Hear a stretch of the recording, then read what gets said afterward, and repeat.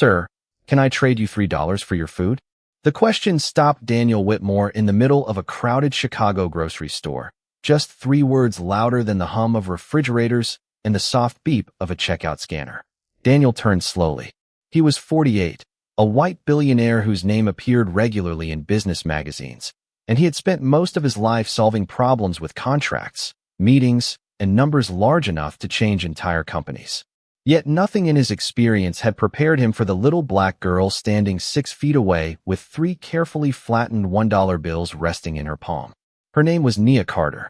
She was 8 years old, with 2 neat braided pigtails, a faded blue jacket, and a small canvas bag hanging from one shoulder.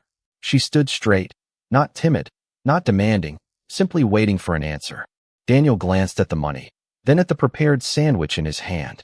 Around them, shopping carts rolled past. A freezer door clicked shut. Somewhere near the bakery, a child laughed. But for a moment, Daniel heard almost none of it. $3? He asked. Nia nodded. Yes, sir. She pointed toward the sandwich. For that, Daniel looked at the price sticker. The sandwich cost nearly twice what she had offered. He could have handed her a $20 bill and walked away before his assistant even noticed. Instead, something about the way she held those $3 made him pause. Why do you want my food? He asked. Nia looked at the sandwich, then back at him. Because I need it. Her answer was simple. No long explanation. No dramatic plea. Just 4 quiet words. Daniel studied her expression. She wasn't asking him to feel sorry for her. She was making an offer. And what exactly are you trading? He asked. Nia looked down at the 3 bills. Her fingers straightened the edges one more time. These. Daniel almost smiled. You know the sandwich costs more than $3. I know. Then why call it a trade? Nia lifted her chin slightly. Because I don't want free food. Something changed in Daniel's face. Behind him, his assistant stopped checking her phone. At the register, the cashier glanced over.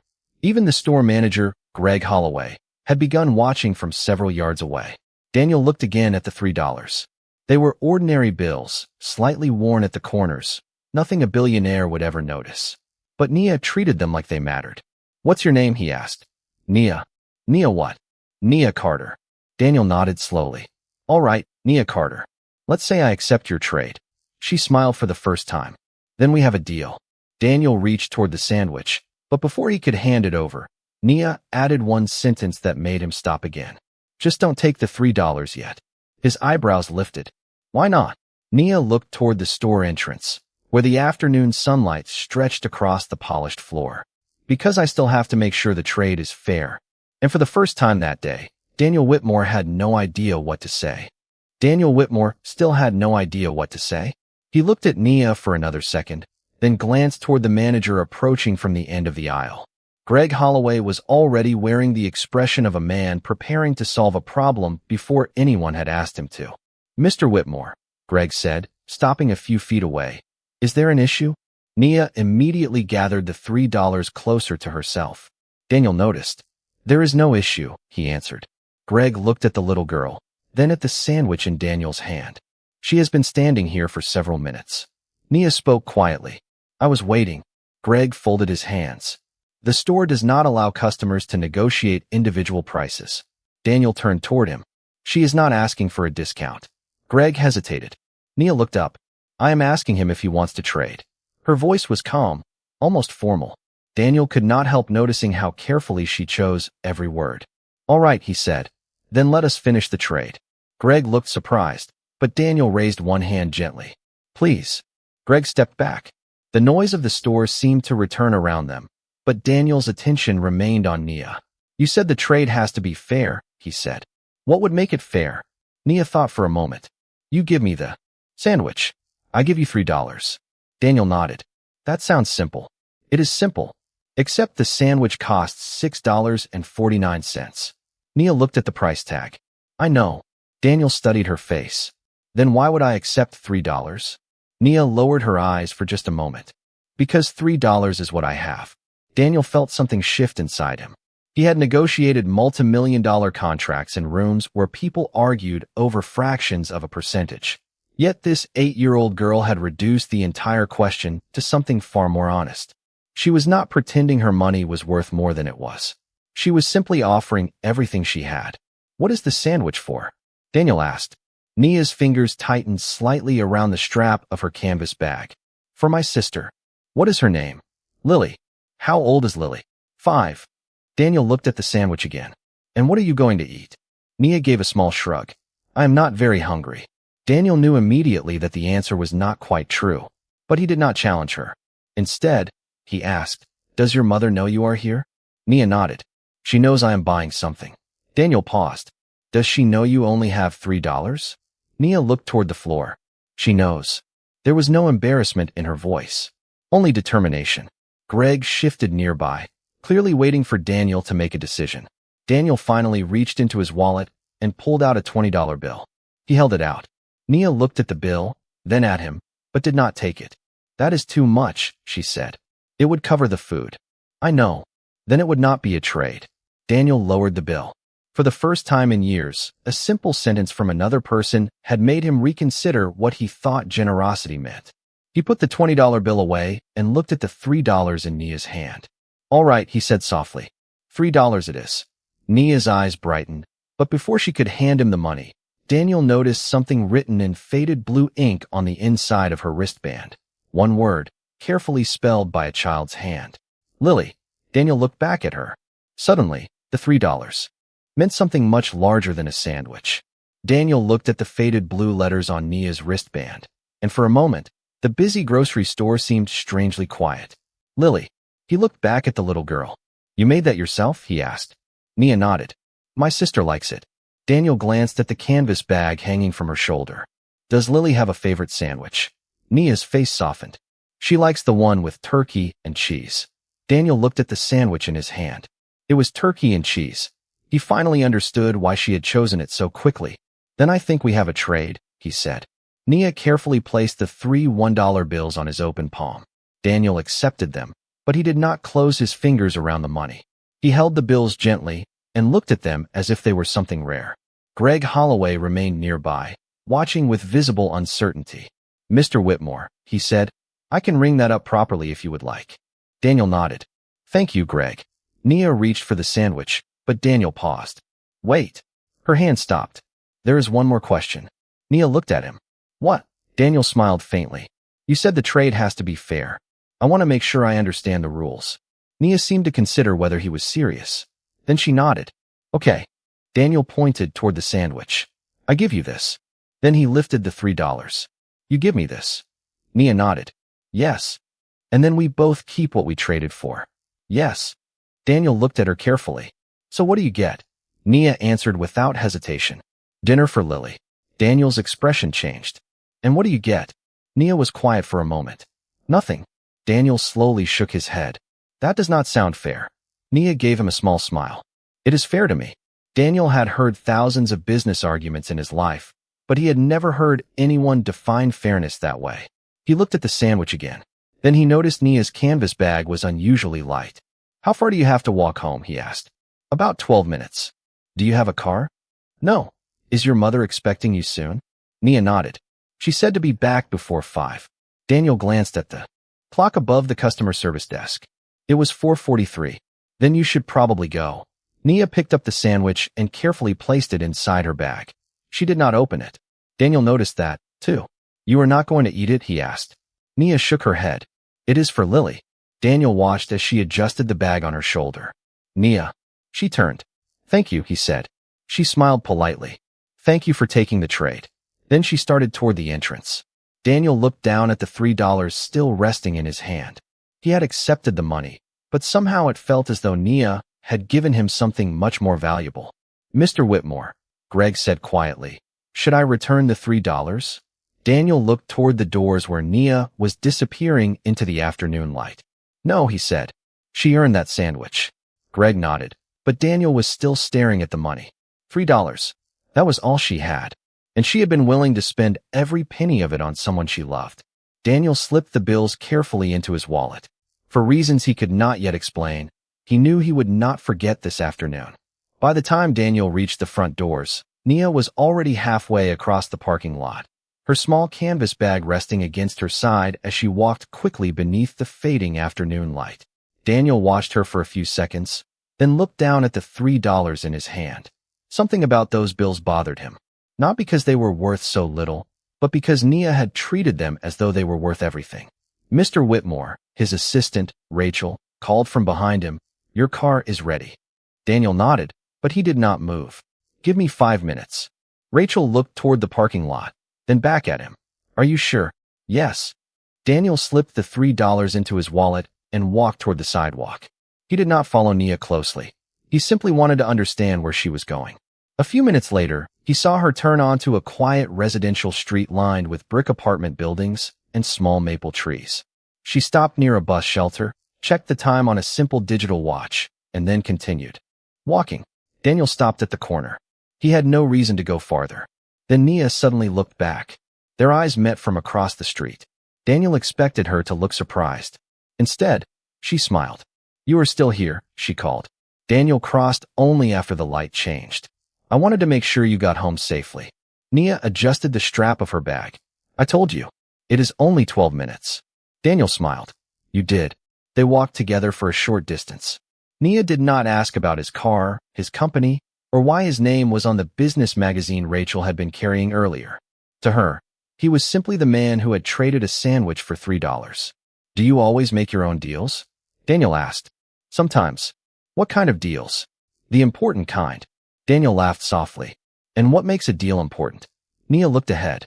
"When somebody is counting on you." Daniel became quiet. A few steps later, Nia stopped in front of an older apartment building with a blue door. "This is me." Daniel glanced at the building, then at her. "Will your mother be home?" Nia nodded. "She is waiting for Lily and me."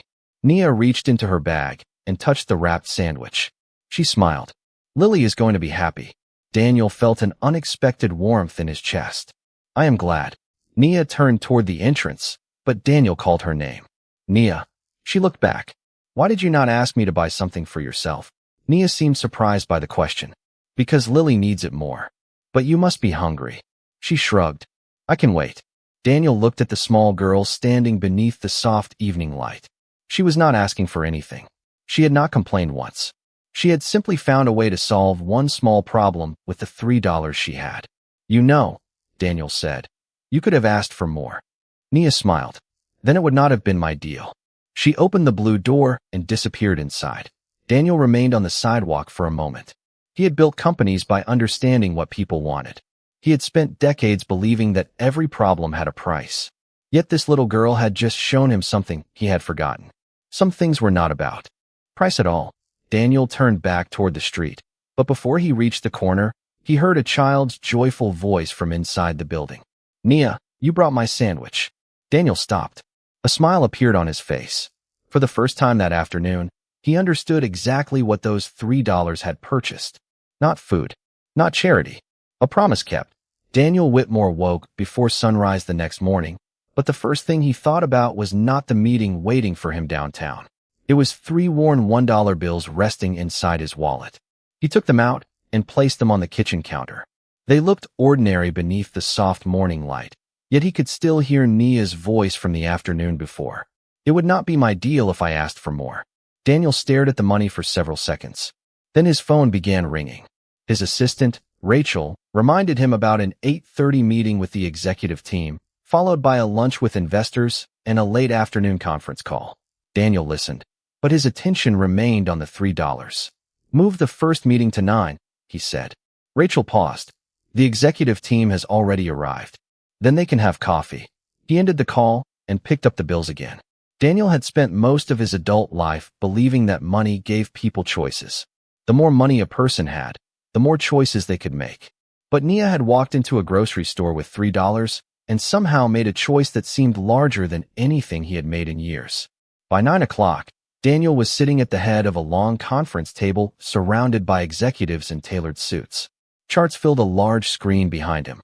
Revenue projections, distribution costs, quarterly growth. Numbers moved across the screen while Daniel listened quietly. Then someone mentioned a new expansion plan involving several grocery locations. Daniel looked up. "How much does the average family spend on a simple dinner?" The room became still. One executive answered with an estimate. Daniel asked another question. "What happens when a family has only $3?" Nobody answered immediately. One person suggested food assistance programs. Another mentioned discount stores.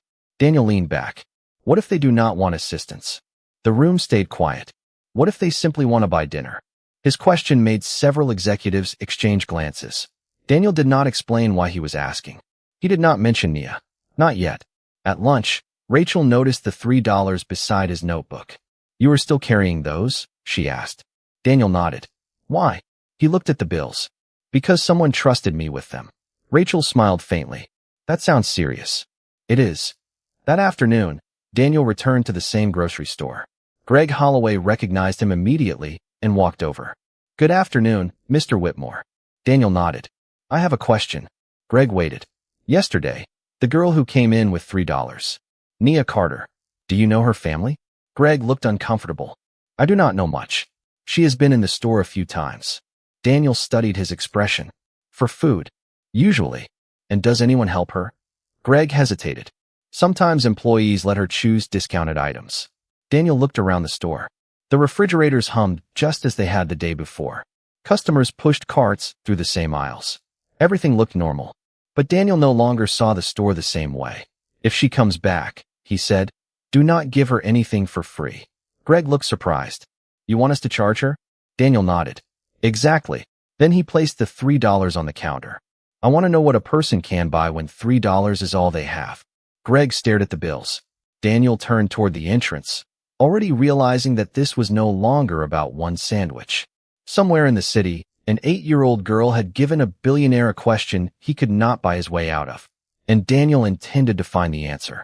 The next morning, Daniel Whitmore returned to the grocery store before the lunch crowd arrived. He stood near the same aisle where he had met Nia, watching customers choose bread, milk, fruit, and prepared meals. The $3 were still in his wallet. He had barely slept, not because of business, but because one question kept returning to him. What would you do if you had $300?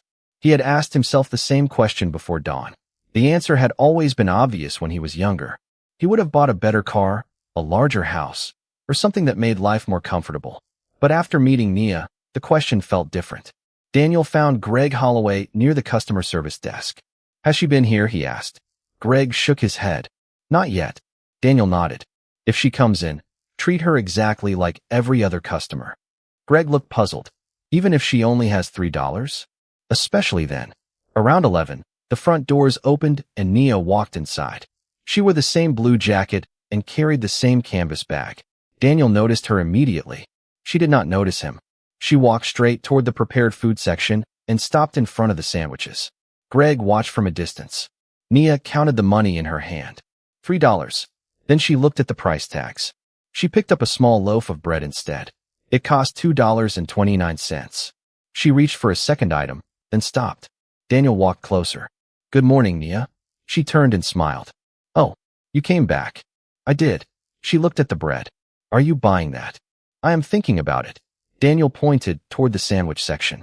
You could get a sandwich. Nia shook her head. Not with $3.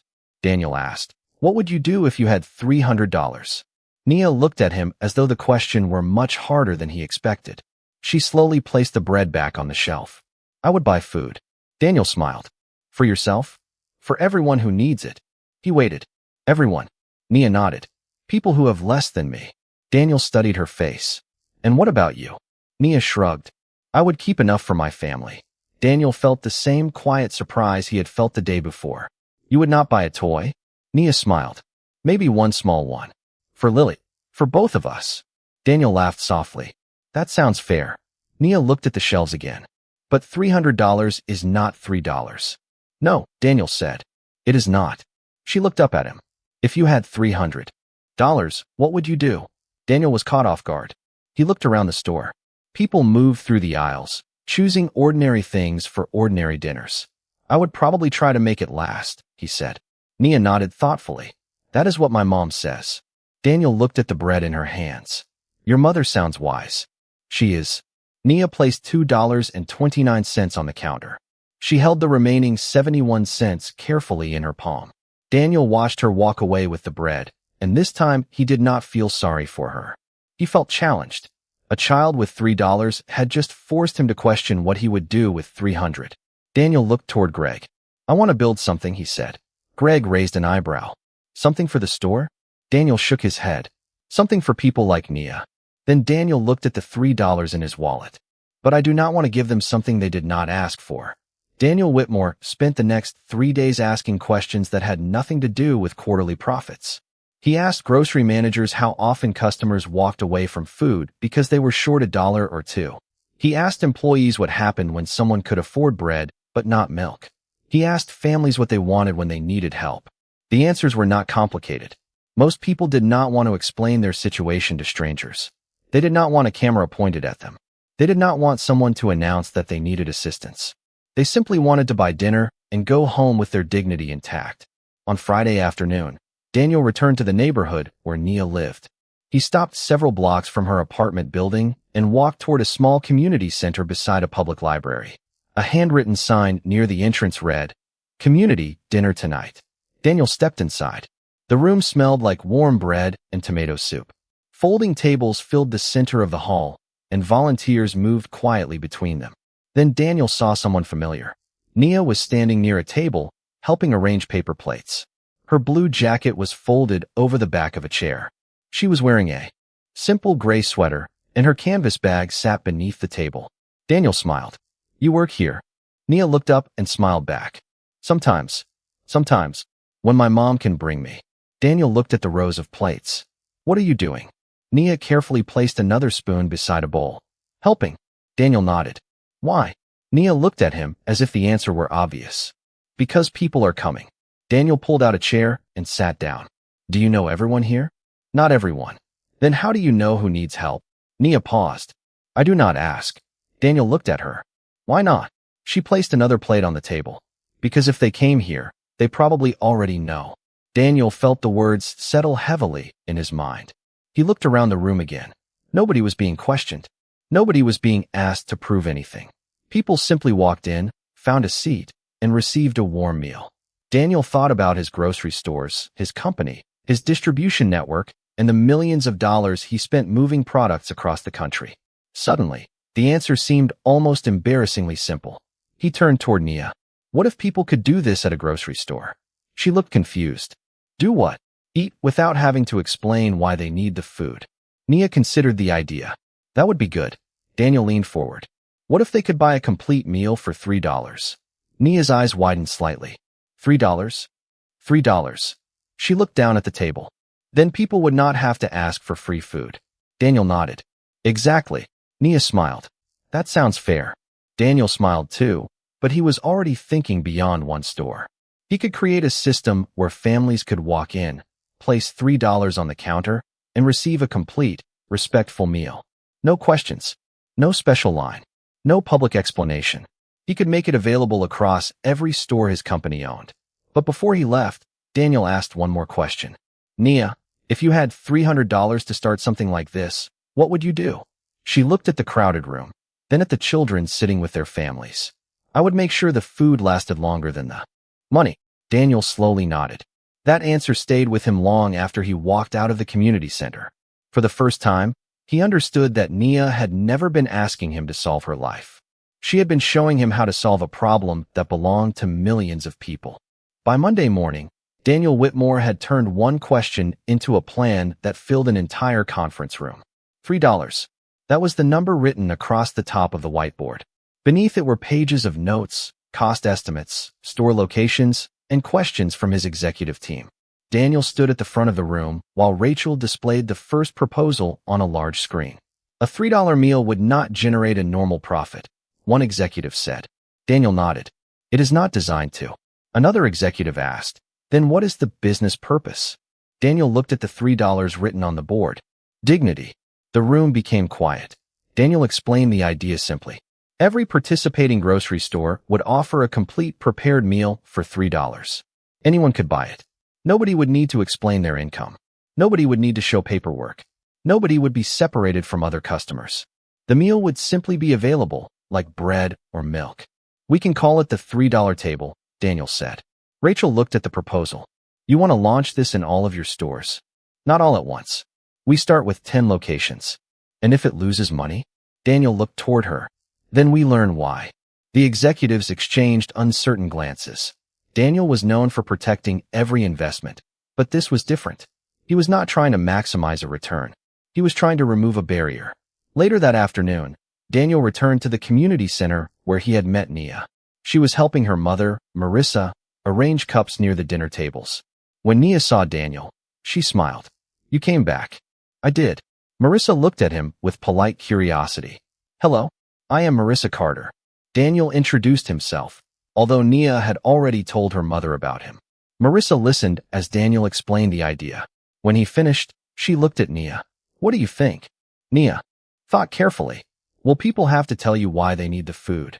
"No." "Will they have to stand in a special line?" "No." "Will everyone get the same meal?" Daniel smiled. "That is the plan." Nia nodded. "Then I think it is good." Daniel felt relieved, but Nia was not finished. "Can people pay more if they want to?" Daniel paused. "Why?" "Because some people will want to help." Daniel looked at Marissa, then back at Nia. The little girl had found another piece of the puzzle.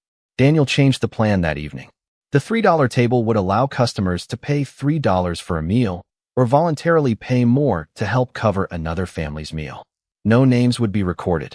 No stories would be required. No one would know who had paid extra and who had not. When Daniel returned to his office, he stood alone beside the whiteboard. $3 was still written at the top. He added one sentence beneath it. "Give people a way to help without making someone else feel small." The next morning, the first 10 stores received the announcement. Within hours, employees began preparing the tables. By the end of the week, Daniel's idea was ready to become real. But Daniel knew the hardest part was not building the program.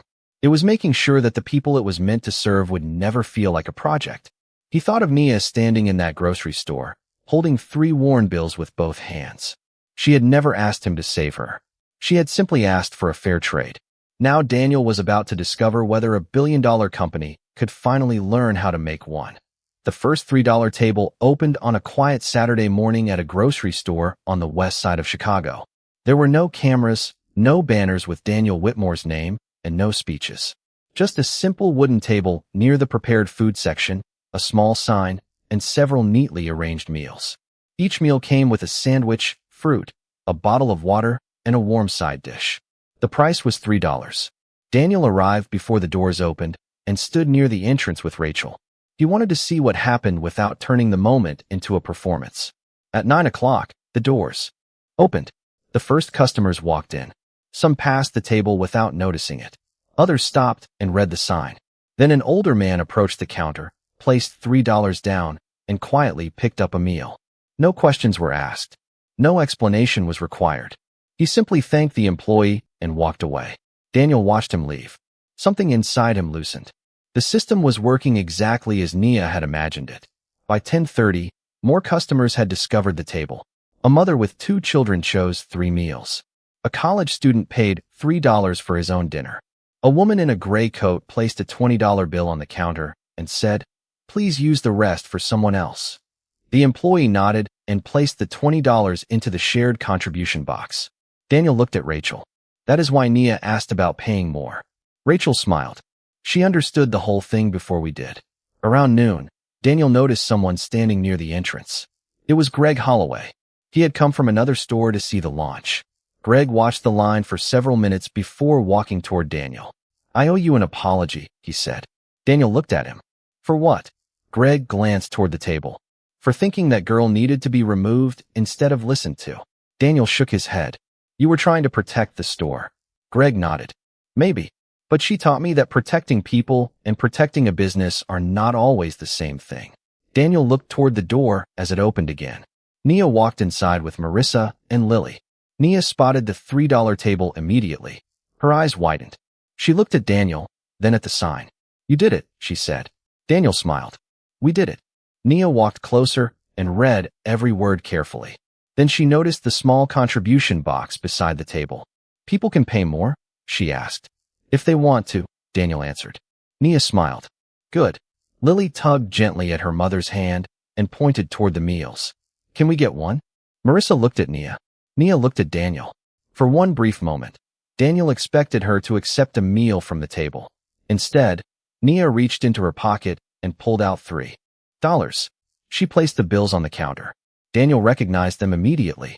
They were 3 fresh $1 bills, but Nia held them with the same careful respect as before. "I want to buy one," she said. Daniel nodded. "Of course." Nia picked up a meal and handed it to Lily. Then she looked at Daniel. "Now it is fair." Daniel smiled. "Yes, Nia. Now it is fair." Around them, customers continued moving through the store, completely unaware that a simple question from an 8-year-old girl had changed how a billionaire thought about giving.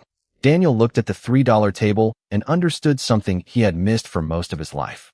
The greatest gift was not giving someone more than they had. It was creating a place where they could stand tall with whatever they had. Nia had walked into his world with $3. She had left him with an idea worth far more than money. And as Lily carried her meal toward the checkout, Nia quietly held Daniel's gaze and smiled, as if reminding him that the trade was never really about the food. It had always been about dignity.